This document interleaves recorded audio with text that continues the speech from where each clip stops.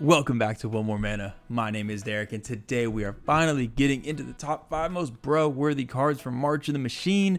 I'm going to do a combo with March of the Machine and March of the Machine Aftermath, because at this point, I kind of waited. I wanted to wait until all the official previews were out for Aftermath, because I know there were leaks and all that, and I'm not about all that. So I wanted to make sure that we got everything together. Aftermath's basically like a mini add-on to it anyway. So let's get all the goodness, all the bruness, all of these cards that make me feel things all in one set, and I've been waiting so long to vent about all this, so ready to get right into it. But before we do, there's going to be some of the cards in this set that you want. I know you want to make your friends say bruh too when you play some of these interesting cards, to say the least. And if you want to do that, head on over to TCG Player. Best thing about TCG Player is you can search by your local game store, try to find stores near you and buy through them. And if you use the affiliate link down below, you can help support the channel in the process. And speaking of supporting the channel, one of the best ways to do that is with Into the AM.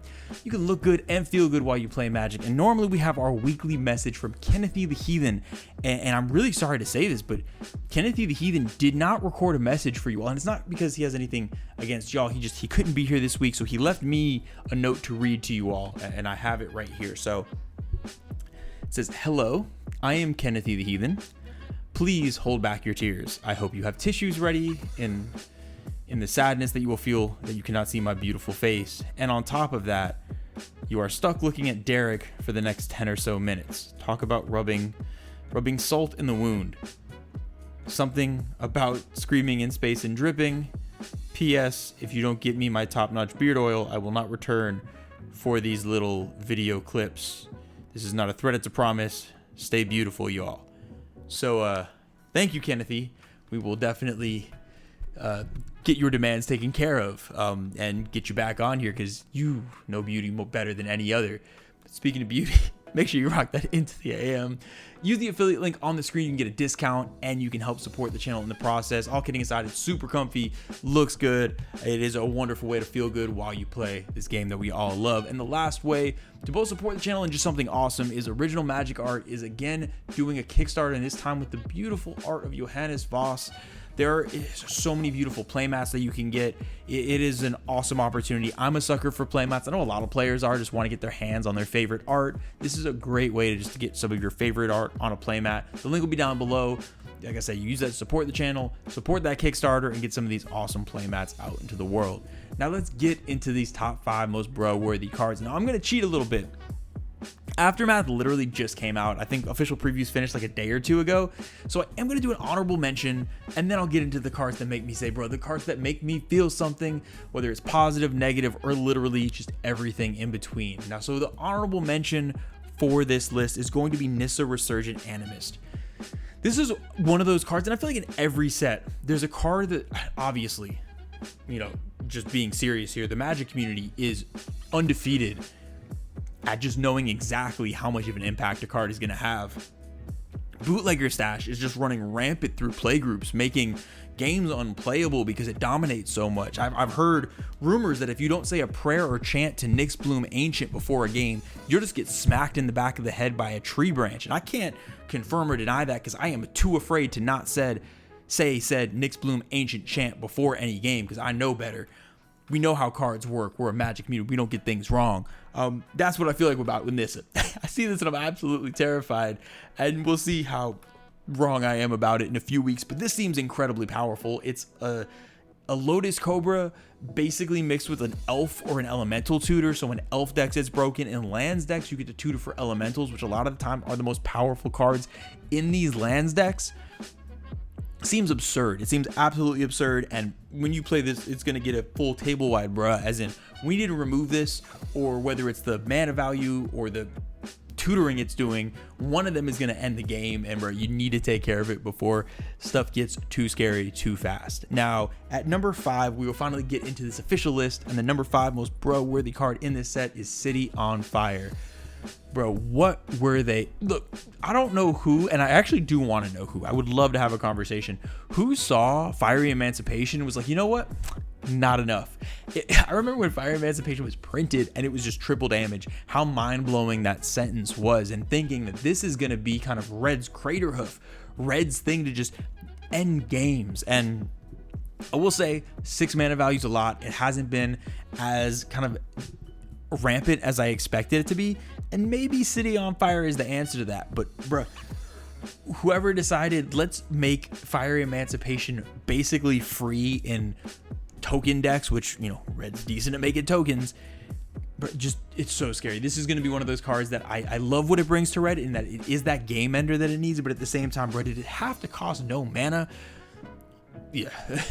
We'll move on. At number 4, the number 4 most bro-worthy card in this set is going to be, bro, they tried Vorinclex. Like, Vorinclex, the Praetors in this set all got these just game-ending, game-dominating cards, to the point where there's versions of every Praetor that, if not dealt with, will literally end the game. Everything from the Urabrask that has somehow an improved Burgi, to Elish Norn that is able to just tax things and wipe the board, and then, you know, Shieldred is doing all these Edict effects, and Jin-Gitaxias is basically just casting everything for free and winning the game. It's also busted. And then you get Vorinclex, and it reminds me of that meme of like the multi-headed dragon, and the one's got like the googly eyes.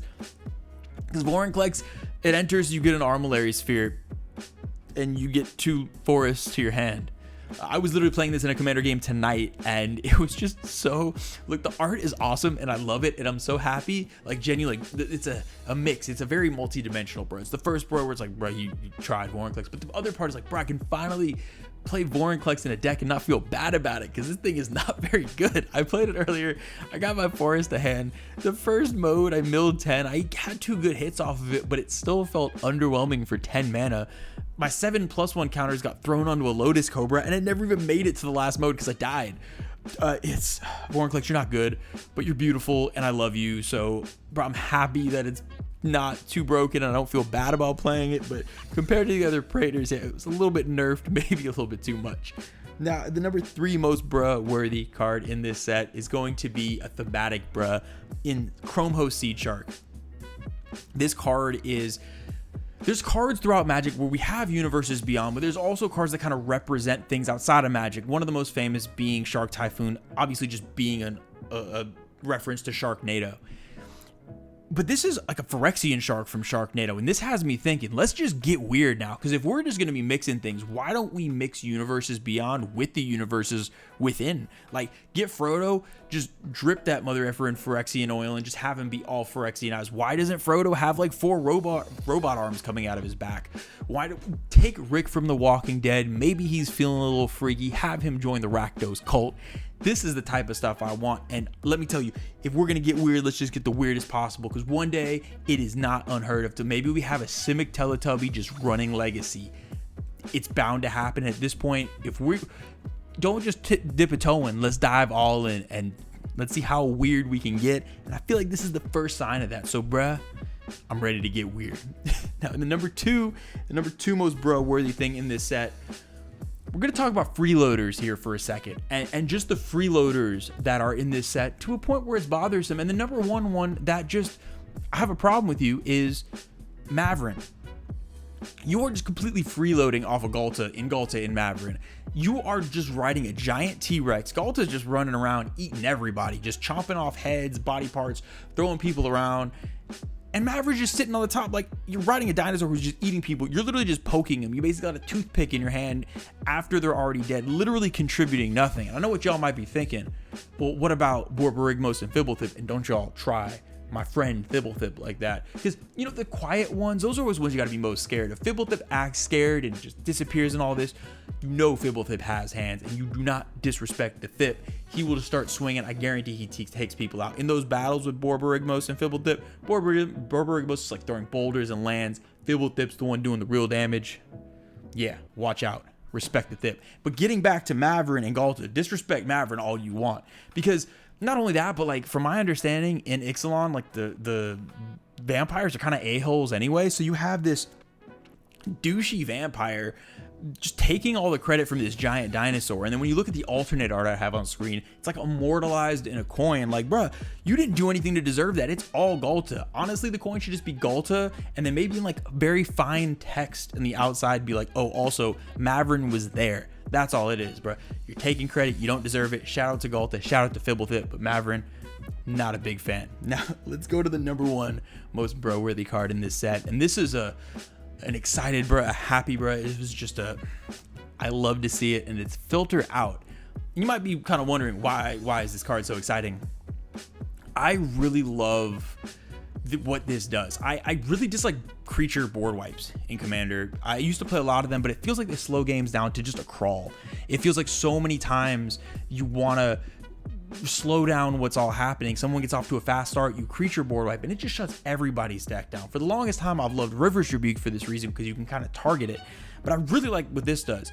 It's only 3 mana, so you can do it earlier in the game, and you can essentially just take out all those people that are throwing out rocks and fast mana. All those people getting the Rhystic Studies and the Smothering Tides and the Mana Crypts and all of these broken, because it feels like in today's Commander, the most broken pieces in so many games are the fast mana, or are the enchantments where you're getting incremental value over and over and over again. And this answers all of that. This is the type of thing where I saw it and I was like, bro, it is going in every blue deck. I love what it does. I want games to progress. I want people to swing out. I want people to have their creatures and to get that happy medium of allowing people to swing and slowing down the broken stuff. This card is beautiful. This card is amazing. And I cannot wait to put it in basically all of my blue decks. And that was going to wrap things up from the top 5 most bro-worthy cards from March of the Machine. I love this set. I love Aftermath. I didn't even get into battles. You'll hear it in some of our other videos. I love battles. I really do love everything about this set, and there's really not much negative to say, but I got some thoughts regardless, obviously. So let me know down in the comments below, what do you think? How do you feel about the set? How are you feeling? Are there any cards that make you say, bro, make you feel some type of way when you see it across the table from this set? As always, a huge shout out to all the patrons. We love and appreciate y'all so much. Just always thank you for believing in all the ridiculous things we do. We got plenty of exciting stuff to come, some announcements coming very, very soon. But until then, we'll see y'all next time.